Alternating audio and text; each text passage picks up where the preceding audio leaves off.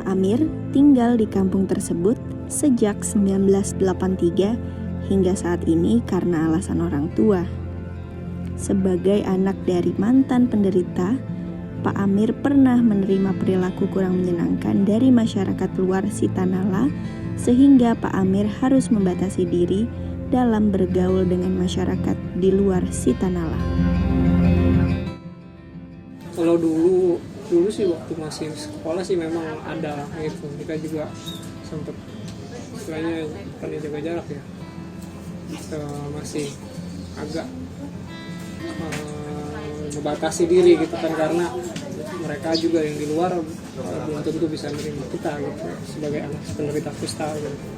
Cuman ya seiring sekarang ini banyak juga yang sudah banyak yang tahu, sudah banyak yang paham kondisi di Sitanala ini seperti apa, akhirnya mereka welcome aja gitu datang ke sini main bebas gitu. Tapi sampai sekarang masih ada juga di beberapa tempat yang memang masih takut lah.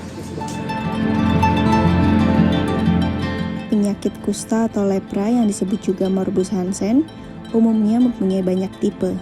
Namun yang diderita warga kampung Sitanala kebanyakan yaitu kusta tipe lepromatosa atau tipe L dan kusta tipe tuberkuloid atau tipe T.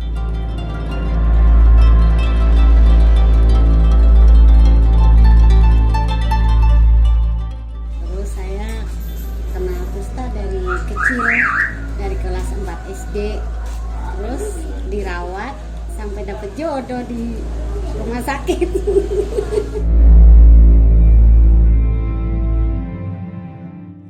Penyakit kusta sendiri bisa dibilang bukan penyakit yang menyeramkan. Namun, banyak mantan penderita yang kurang edukasi dan ekonomi menyebabkan kusta tersebut menjadi parah hingga amputasi. Bete tuh ya tulang, jadi cacat ya. Penyakitnya udah sembuh kumannya, cuma ini cacatnya ya nggak ini masih gitu.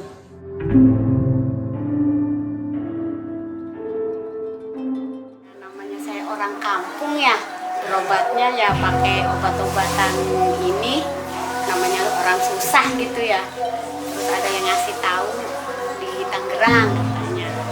Ya udah berobat, kalau di kampung fasilitas memadai mah nggak mungkin saya sampai parah. Karena orang kampung biaya ongkoh ya kan, obat-obatannya juga tradisional, paling berobat ke puskesmas. Cuma di puskesmas itu ya dibilang kalau aku penyakit begini, jadi aku datang ya udah kadang udah parah. Kalau pertama dibilangin mah nggak mungkin kali saya begini, istilah bisa ketolong lah pakai obat-obatan, karena ekonomi juga orang kampung ya, karena semuanya dari tani.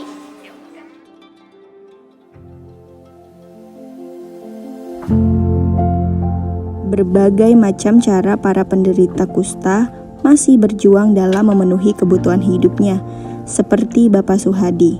Untuk memenuhi kebutuhan hidup dan sekolah 3 anaknya, beliau rela berjalan untuk mengamen dari Sitanala hingga Depok demi secercah rupiah. Selain mengamen, ia juga pernah menjadi bandar judi di suatu daerah. Udah anak sekolahnya yang pertama itu, tapi main Jakarta terus di di Royal, Blok M, sampai ke Depok, Sawangan tuh nyari duitnya, kalau di sana sampai di Bogor. Soal PP saya sampai lari ke gorong-gorong sampai kena beling. Dia pernah nongkrong dulu, ada temen yang suka ngegelar catur, pernah nggak di sono di stasiun Depok. Dia mau gelar catur master itu, nyari duitnya itu aja dia 3 langkah. Masa antar orang anak-anak sekolah.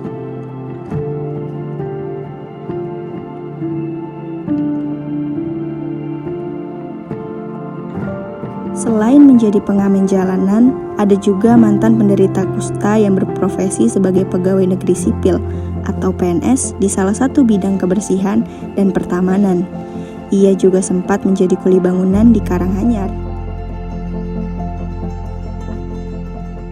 Waktu dulu saya sebagai pekerja kebersihan, karena saya tuh dari rumah sakit ke kabupaten, waktu itu kabupaten dipinta sama Pak Haji Sobirin dan Bapak Suyitno untuk bekerja kebersihan dan pertamanan. Dipinta dari sini 12 orang, namun yang tetap hanya 8 orang yang buat. Itu saya. Seperti yang sudah diketahui, penyakit kusta memanglah kelihatannya menyeramkan. Namun, bukan suatu yang harus masyarakat takuti.